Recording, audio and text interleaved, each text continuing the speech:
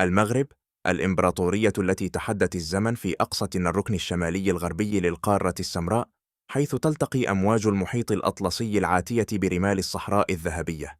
هنا المغرب الأقصى، أرض الغروب وبوابة القارتين. هذا ليس مجرد بلد عادي، إنها قصة أقدم مملكة مستمرة في العالم الإسلامي. أرض صهرت الحضارات وتكسرت على صخورها أطماع الإمبراطوريات.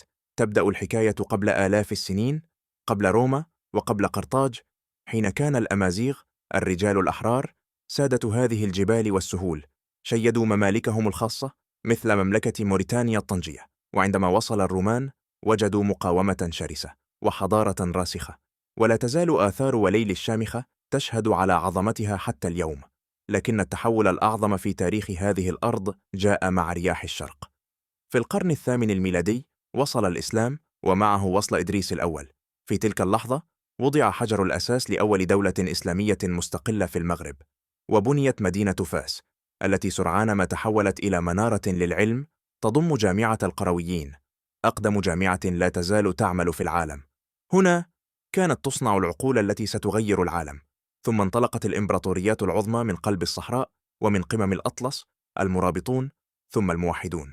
تخيل جيوشا تنطلق من خيام الصحراء لتبني إمبراطورية تمتد من نهر السنغال في إفريقيا إلى قلب الأندلس في أوروبا.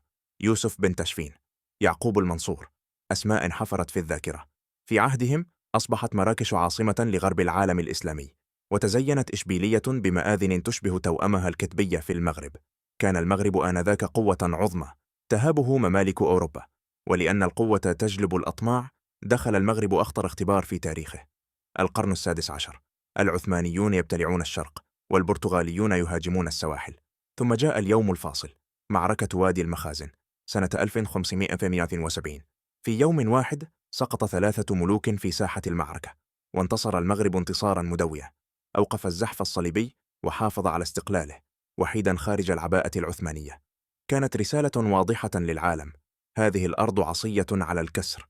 ومع السعديين ثم العلويين استمرت الدولة في ترسيخ جذورها. السلطان مولاي إسماعيل، الذي بنى جيشا لا يقهر وشيد مدينة مكناس. ثم التاريخ الحديث.